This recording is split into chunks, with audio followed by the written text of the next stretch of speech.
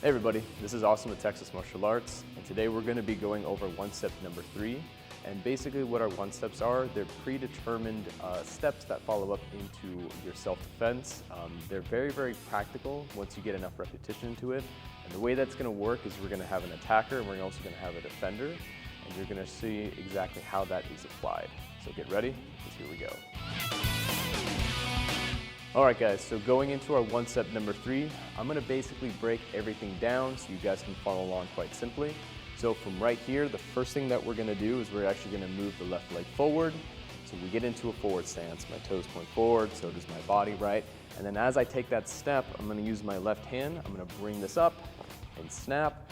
And what that does is it creates a rising block, the arm's going to be moved up, because as you're thinking about it, if a punch comes this way, I move that hand up from here, going past from where my head is. Now, I'm going to take my left arm, I'm going to basically make a circle all the way around and grab on tight.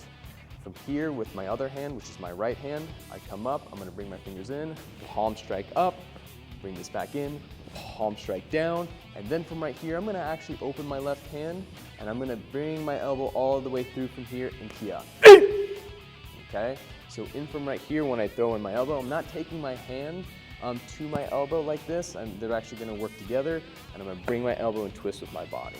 So we're going to face each other from here, and he's going to step forward. So he's going to step forward. Now I come up immediately. I want to get in close, so that's why in the beginning we step with that left leg, and I have that hand all the way up past my head, okay? His fist goes all the way past through, so I'm not too worried about that. But as soon as I get from right here, I'm going to immediately move into the next thing. I'm going to circle in, bring that arm into me.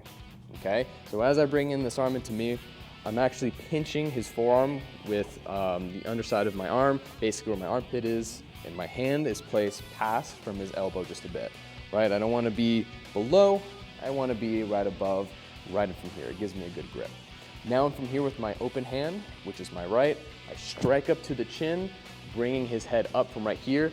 I will dig my fingers in and rake the eyes. I strike in from the groin, rip the groin, and then from right here, as soon as I get to this point where I commit to the elbow like I've shown before, I'm going to take my open hand and I'm going to grab from his head and I'm going to bring his head and my elbow in together, and then from there you key up.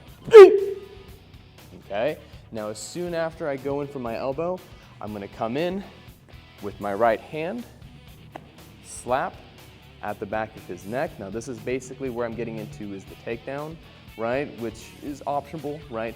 But for intents and purposes of finishing it off from the one step, number 3, this is how it would be committed. Slapping at the back of the neck, I'm going to come up, jump and throw in a knee, and as soon as I come in with that knee, I'm going to slide my right leg over, getting to hip, which basically means my hip touches his, right, to close as little distance as I can, bring this leg up, shoot it out, and then finish it off from right there. Okay, and of course, partner's all right, it's controlled, but the idea is you learn and you feel it out, so then when you actually apply this right, you feel confident doing everything. But that entirely is your one step number 3, including the takedown. 3. Now, my recommendations when you're actually going to practice this at home or with somebody that you can rely on to this, right?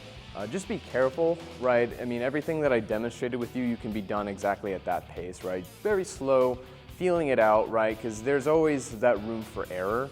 So the idea you want to keep in mind is keep it controlled, but also learning and feeling it out as well too. Now, when it comes to the takedowns as well too, right?